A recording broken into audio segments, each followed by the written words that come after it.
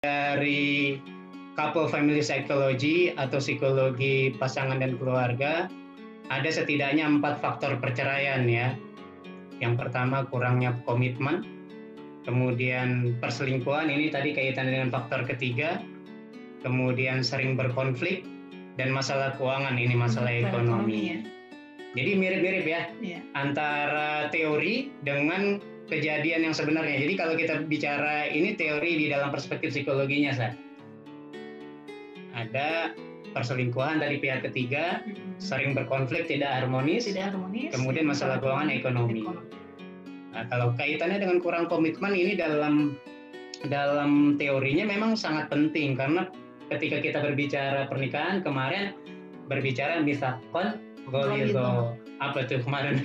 Perjanjian yang agung, perjanjian yang berat yang diambil oleh pasangan tersebut, yang merupakan perjanjian yang mestinya harus ditepati, istilahnya tidak dikhianati. Ada komitmen, ada komitmen di dalamnya, gitu ya. Nah ini yang terkadang ketika 1 tahun, 2 tahun, masa pernikahan 3 tahun masih indah-indah aja ya. Atau memang kebanyakan juga ada yang saling untuk memahami itu kurang ya. Kemudian bertambah lama usia pernikahan mulai berkurang, yang dulunya sangat sayang ya, kalau misalnya jatuh yang sakit yang mana saya gitu. Kalau sekarang mata lo kemana gitu.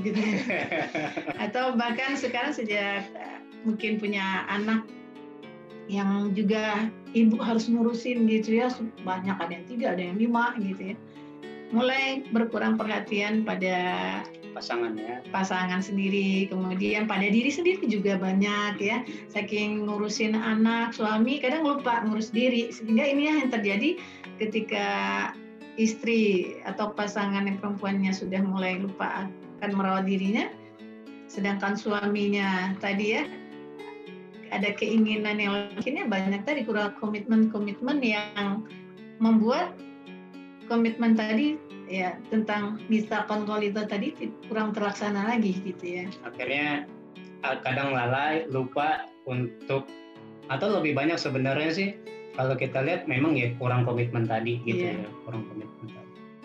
Padahal ketika bisa dibicarakan ya, karena namanya kita menikah tentu ingin punya keturunan.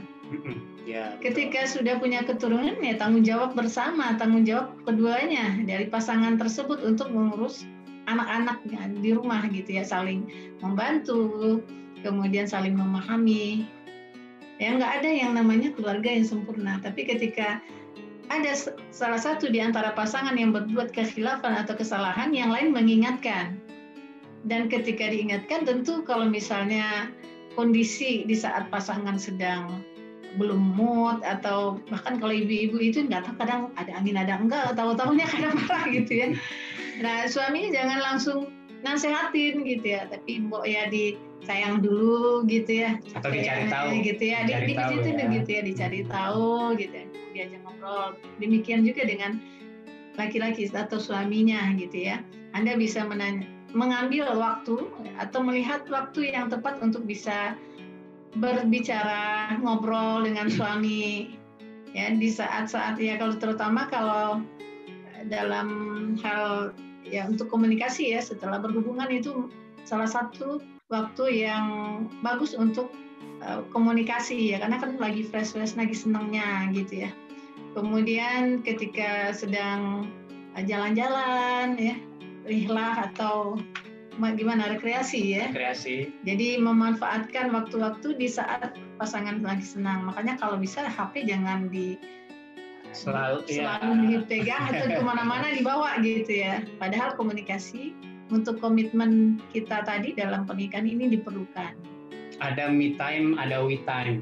Kemarin ya kita sudah ingatkan bahwa ini kalau isu parenting itu masih sampai sekarang ya, bahkan ini menjadi bahasanya kenapa kita mengedukasi para orang tua terkait dengan parenting, mengasuh anak itu bukan hanya tugas bagi ibu, betul. Bukan tugas bagi bunda, tapi juga itu tugas dua-duanya.